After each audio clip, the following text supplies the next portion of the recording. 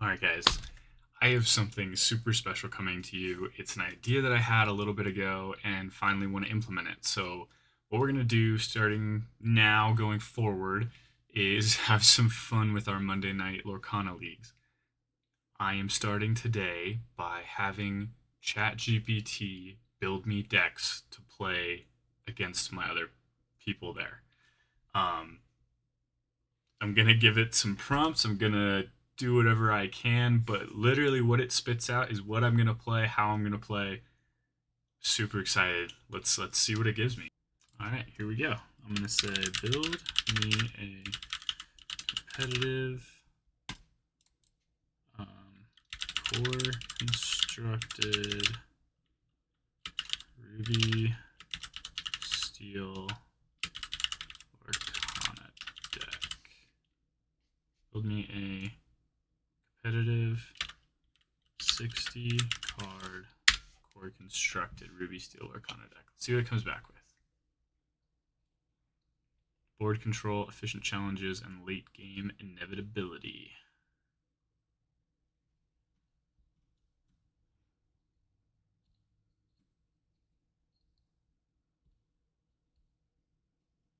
Okay, what do we got here? 4 Maui Hero to all, 4 Taka Heartless, 3 Lady Tremaine, Imperious Queen, 3 Aladdin Heroic Outlaw, 2 Milan Elite Archer, 2 Maleficent Monstrous Dragon. This could be a very late game deck. 4 Tinkerbell Giant Fairy, 4 Tinkerbell Tiny Tactician, 3 Donald Duck Musketeer, 3 Prince Eric Dashing and Brave. Sword of Truth. Early game, use Lantern to ramp into mid game.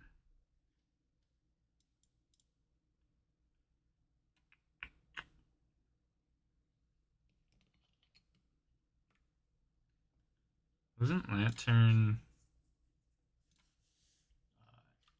Emerald or Amber?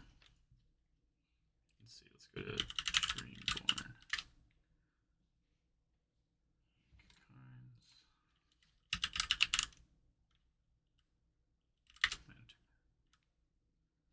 Yeah. Okay, so this isn't all Ruby Steel then.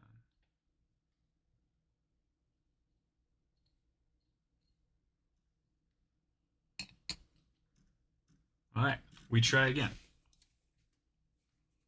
You know what? Let's not even do Ruby Steel. Let's just say, can you build me a competitive Lorcana deck?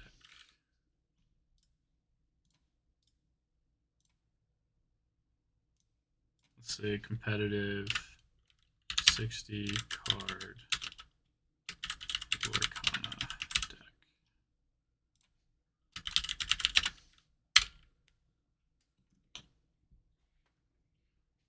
Tournament ready 60 card Disney Lorcana deck that is widely proven, consistent, and strong into most metas. Ruby Amethyst Control. Okay.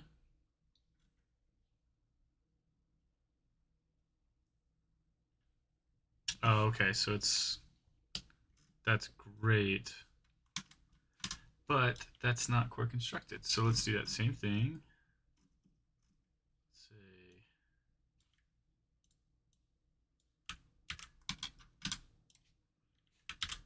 can you build me a core constructed competitive deck. All right, let's see.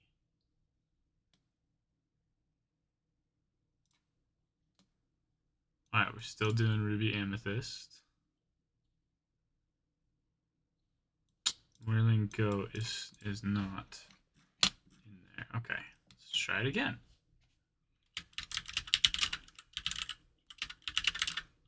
Let's see. Can you build me a competitive deck? Competitive. Actually, what did I say first? Build me a competitive 60 card Disney Lorcana deck only using cards from sets 5 through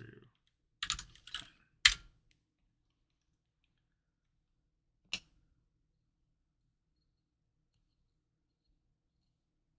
Below is a competitive 60 card Disney Lorcana deck list built only with cards sets 5 through 10. Whispers in the Well. Legal in core constructed now that only sets 5 plus are allowed.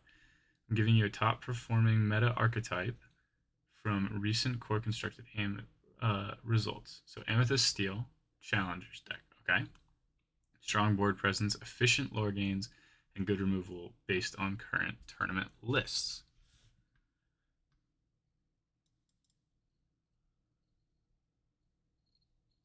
And then it gives me Fox, which I don't think is legal. Nope.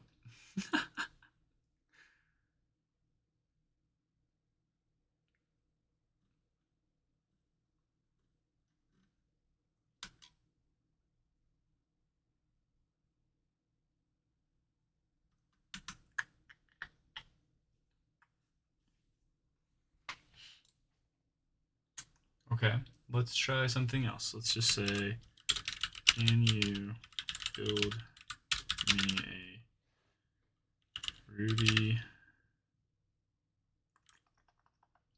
Steel? How's it spelling steel? Just steel, okay. Ruby Steel Lorcana deck only using cards from sets 7 through 10. Let's try it. See what's up. See what's up. All right. Ruby Steel Challengers. Sets used 7 through 10. Okay.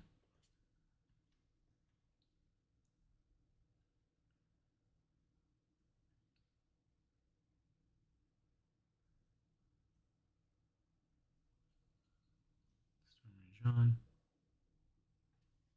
Let's let the Stormy John Ruby. Dreamborn. Cards.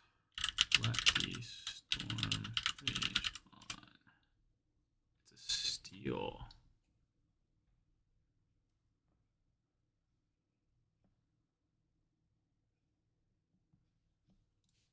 Okay. Oh, but Sword in the Stone is set too. Okay, so that doesn't work. All right, well, let's check the rest of them, because if it's pretty close, then we will just adjust those couple cards. So let's see. I know Forceful Duelist. I know Disguised Soldier. I know that one. Let's see, Raya.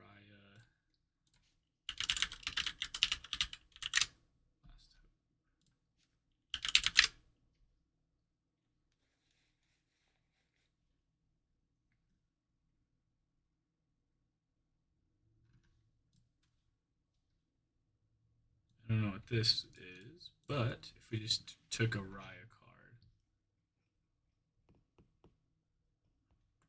there's a couple options we could use. Can't use this one, but we can use these two. Once during your turn, whenever a card is put in your inkwell, you may ready chosen character of yours. They can't quest for the rest of the turn. Okay. During your turn, whenever this character banishes another character in a challenge, you may ready this character. If you do, she can't quest for the rest of the turn. So it's Inkwell or Banish. I feel like we go with her. Okay, so let's do deck builder. What did it call for? It called for 3. Okay. So let's just do it the whole way. Captain Hook. Forceful Duelist. I think it called for 4. Yep. Then Mulan. Disguised Soldier. Called for 4. Hercules. Mighty Leader. I think it calls for 3. Yep. And then we got the Raya. And then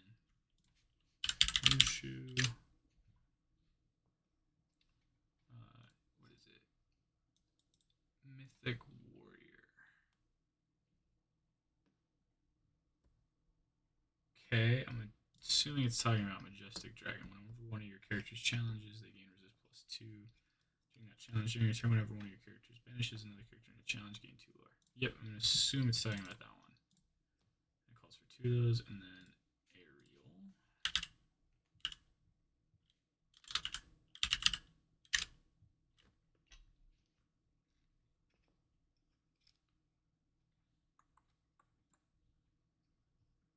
Adventurous Collector. Okay, we can do this Aerial, which is a shift. Whenever you play a song, you may pay 2 to deal 3 damage to chosen character. Okay. Are we using a lot of songs? We are. Let's throw her in there. That was just 2. Perfect. Alrighty. Where were we? We just added the Aerial. Perfect. So let's do now Calhoun. Marine Sergeant. Definitely doing 4 of her. And then the Pete. Games Referee. Definitely doing 4 of him.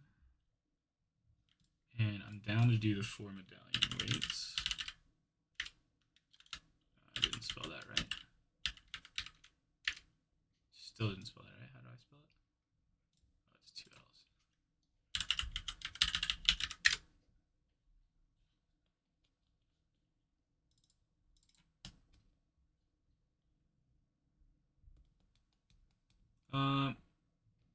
We're going to drop that to a 2 of.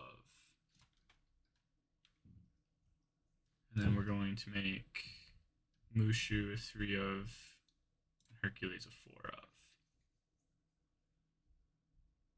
Yeah, let's do that. Okay, and we're doing Strength of a Raging Fire. Oops.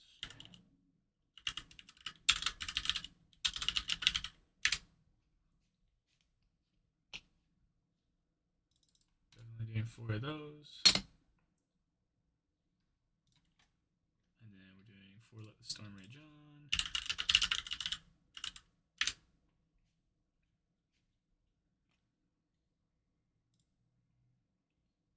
Oh no, we can't do Let the Storm Rage On. Okay. That's what we can't do.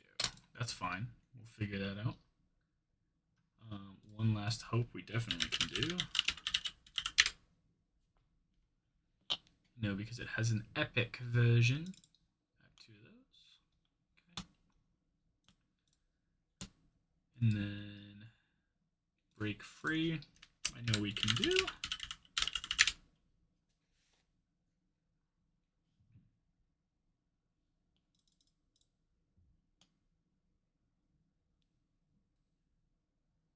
Interesting, that's a 4. Sword in the Stone we can't do, right?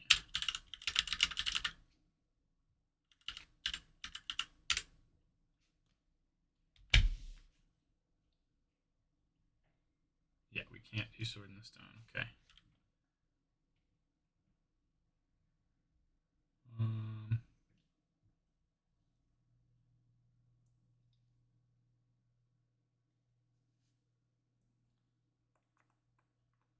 And then Goliath's Command.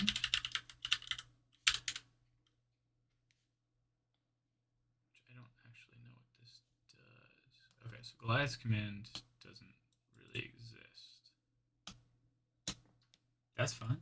We're figuring it out. So what are we at? Cards wise, we're at 40 right now. 10 unequals. Okay. Let's see. Let's go Ruby Steel. We got 3 cost. I definitely want her.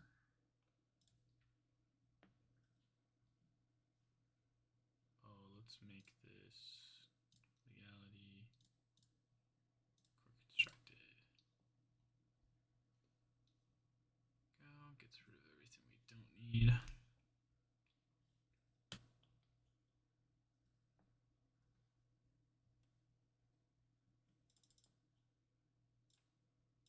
Let's do 3 there.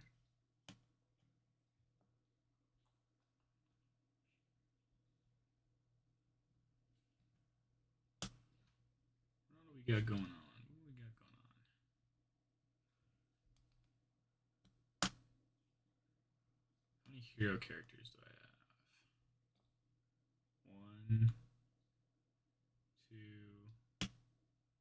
3, 4, 5, 6. That's pretty good for One Last Hope, actually. Let's drop break free down by 1. So we're 46 currently.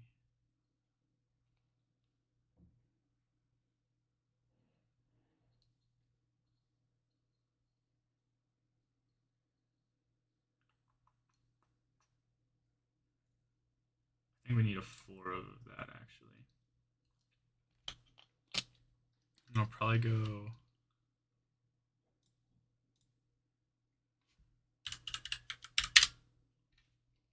Probably go 4 of this.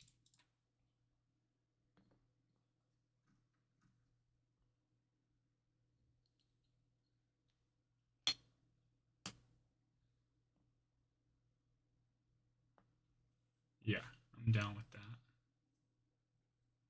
Because that's another hero for us. And with her and this guy, that's crazy. It's actually up that to 3. Okay, we need 8 more cards. Let's get rid of Milan.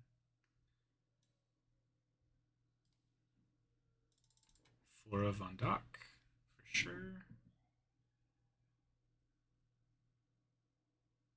And then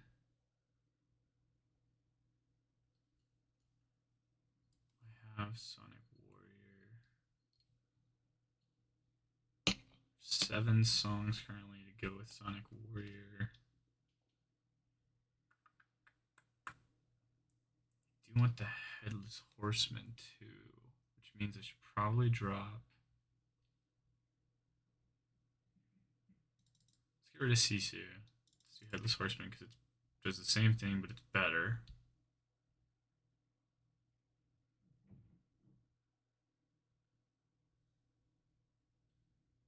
Let's take Hercules down 1.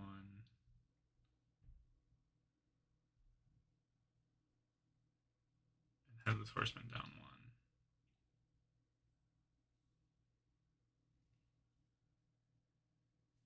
Yeah, let's do that. Okay. And then let's do Pirates Life. 2 Pirates Life. Need 3 more cards.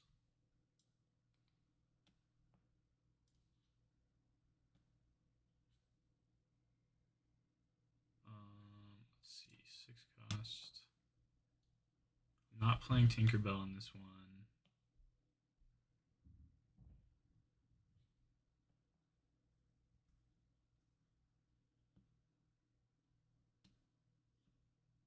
Ooh.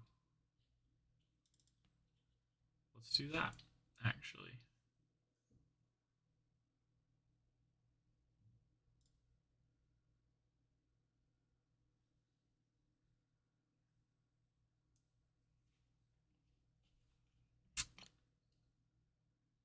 I think that works. Unless we do David Santos. He's a villain, and this works with that.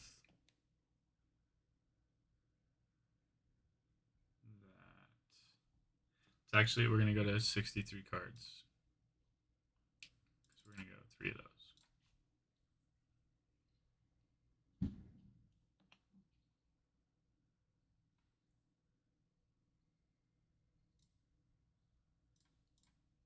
$61 cards and 18 unequals.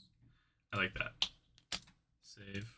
We'll call it AI Deck 1. And we'll not make that public. All right, let's go build it, and I will try it out tonight, and you guys will see what goes on. All right, guys, going into match 1 of the night, we were playing an extremely meta deck. You know, we're playing blue-green, playing the Prince Philip shift line, all of it, malicious, mean, and scary. So game 1 went pretty much exactly how I thought it was going to go. 0 to 20, make me work for it. Make me learn the deck, because what I'm learning is my card draw engines are very scarce.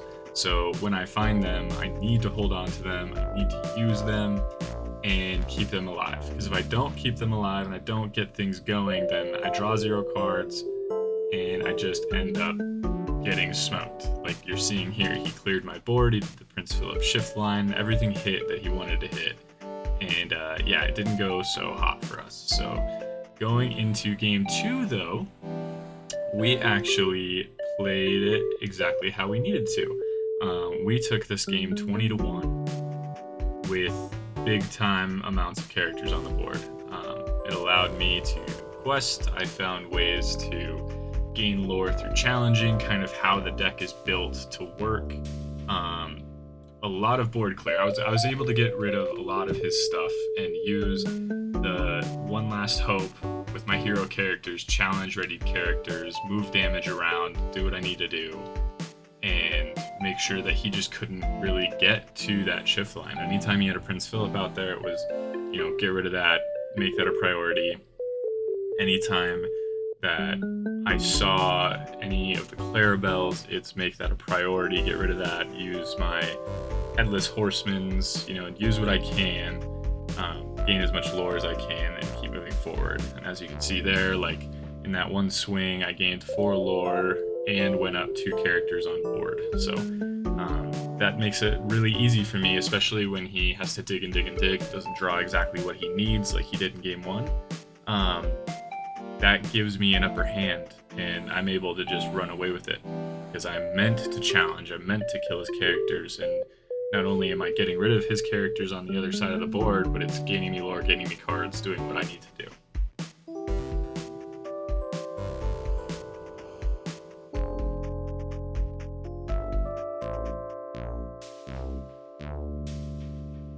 Now going into game 3 was a lot closer of a game. It was really, really frustrating because I started off super, super slow.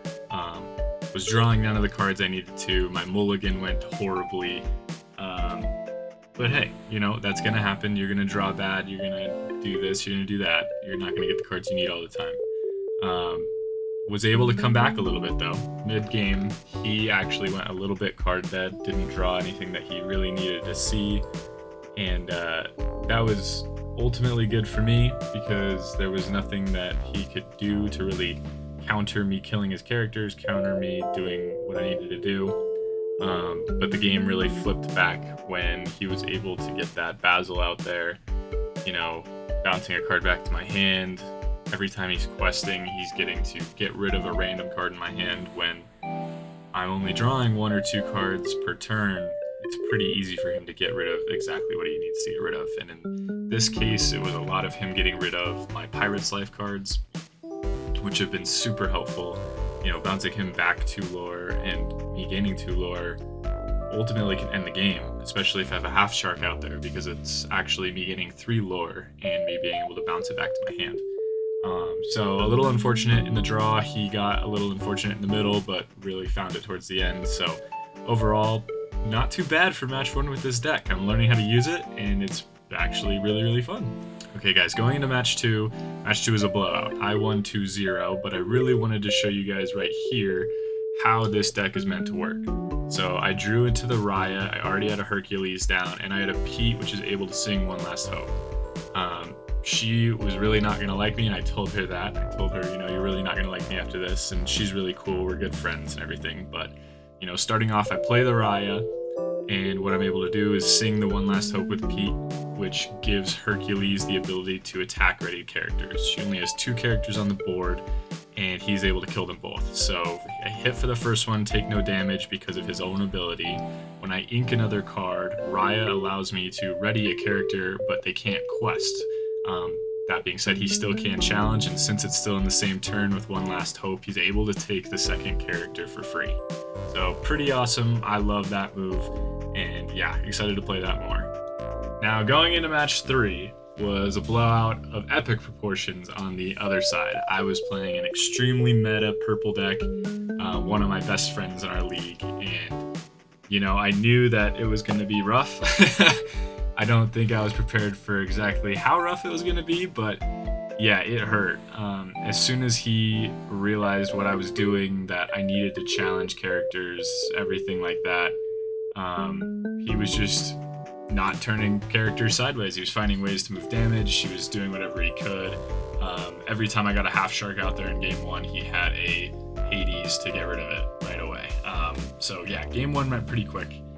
And then game two, I found more of the answers I needed, but unfortunately, he's doing the same thing. He's not turning his characters sideways, finding ways to move damage, and luckily for him, he drew into his Monstro very early, which kind of stalled out my board. Um, him not turning cards sideways, him being able to ready his character, kill all of my characters on the board because he's, heavy draw engine, made it a little tough. As you can see, I have 6 characters out there on the board, and I ended up losing 20-3. Yeah, not really all that much I can say about this one. Super fun to get to know this deck, though. I'm really excited to keep playing it, and I'm gonna tweak it a little bit. I'm gonna do what I can. Going into the next set, I think I'm gonna stick with Red Steel as like my main primary deck and keep working on stuff. And I'll post everything about that, everything I'm changing, everything I'm doing like that. I'm gonna start posting my set champs in here too. So you guys will probably see the set champ I played from a couple weekends ago with my purple green. Also didn't go so hot, but we'll talk about that in the next video. And yeah, super excited. This is super fun. AI, I think, did a pretty good job. I only had to make a couple tweaks, and we're gonna go from there. But yeah, very, very fun. He's got a pretty card he's showing you guys, and I will see you later.